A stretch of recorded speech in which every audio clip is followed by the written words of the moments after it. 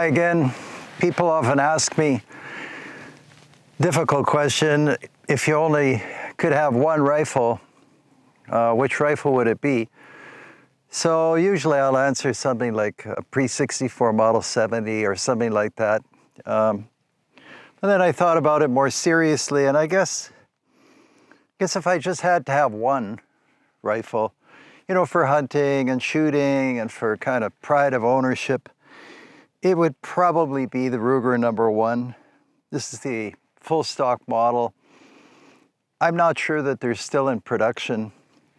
There's a lot of workmanship still in this rifle. I think this was Bill Ruger's sort of pet project, beautifully made, handles very well.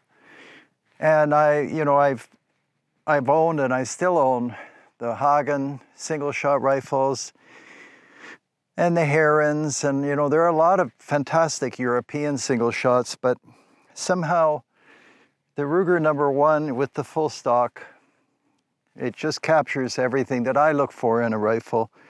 I have a scope, of course, for this particular one.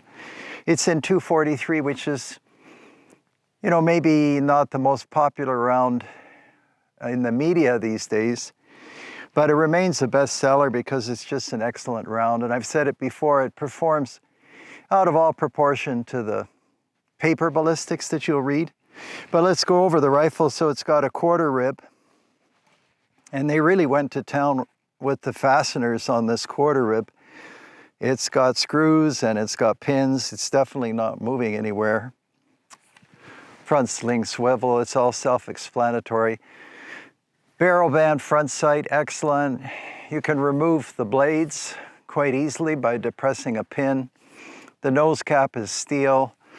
I don't see any plastic anywhere. The action, probably very familiar to you. So falling block, tremendously strong and simple. And a lot of the British falling blocks that I owned, I'm thinking of the Holland & Holland Woodward and some of the others, they tried to get most of the mechanism into the action itself.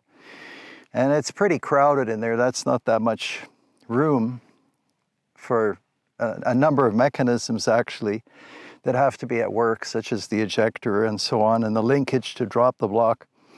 So Bill Ruger put some hardware in the forend, which is quite smart, actually. And these have been around long enough, I think it's safe to say, that it's an entirely reliable rifle. I noticed that I was just shooting a few minutes ago.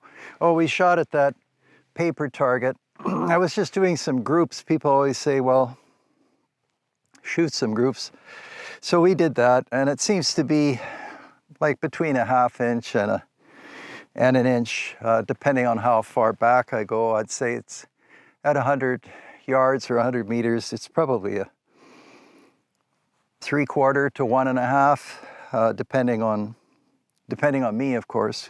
More than enough accuracy for hunting. Operation's so simple: lower the block, drop a round into the chamber, raise the block, and you're good to go. I don't think it's an automatic safety. No, it's not. Some people wrote me that the Ruger is, and I just couldn't remember. But this is not an automatic safety. Handling, well, you won't find a better handling rifle just because the action is so short.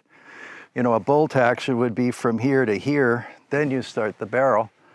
The #1 has that compactness.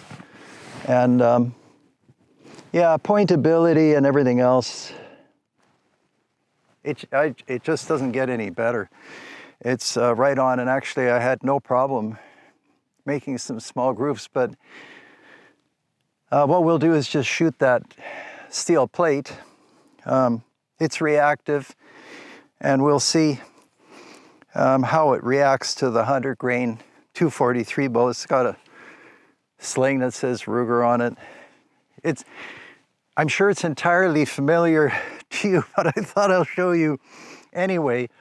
And whether I'm on stand or, in a tree or wherever, I'd be totally comfortable with one of these. If I could find one maybe in 270, Oh, I should mention, a friend of mine, he couldn't find an RSI, or maybe he could, but the barrel was, he didn't want the barrel length or something. So he bought a regular 270, you know, with the long forend. I forget which model of #1 that is.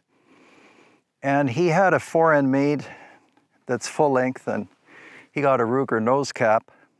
And what a elegant rifle that is. It's a really simple custom project because all you need is the new forend. And he found this part as well, the front sling hanger. I don't think it's a swivel. Worked out perfectly, so if he made it, there are probably more out there. It's not a bad idea, but rather than that very heavy kind of beaver tail target forend. Actually, I don't know why Ruger doesn't make more of these. It's, like I said, it's just about a perfect rifle. All right, well, we'll come back and take a few shots and see how it goes. I forgot to mention that it's quite a safe rifle to operate as well. Well, I think there's a fundamental safety in a single shot because there's no mechanism, there's no place for cartridges to hide. But you can just simply, you know, drop a round in and keep the action open if you're in a tree stand or something like that. Not that that's what I do, but you could. And, well, not always anyway. We'll take a shot.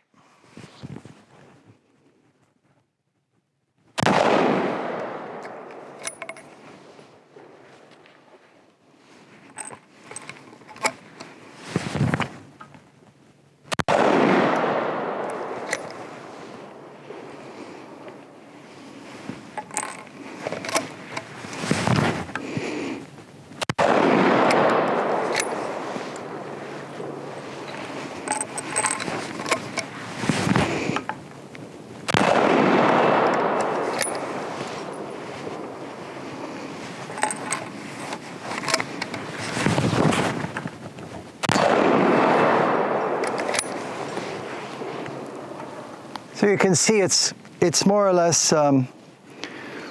effortless shooting. The rifle or carbine is so well designed. The sights are quick and right on. Naturally, I tried this before filming. Just excellent. It's actually so good it makes me, maybe we'll take a few more shots. I'll just get some ammo.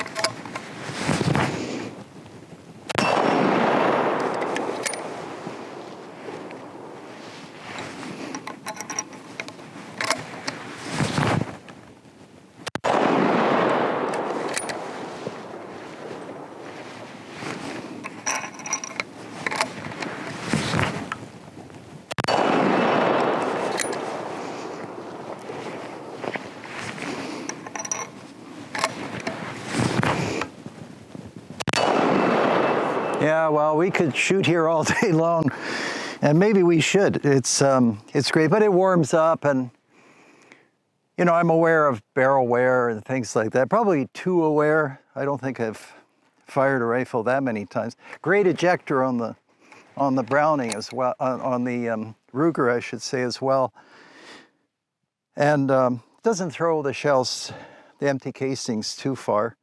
But the barrel's warming up, so I guess I'll stop talking.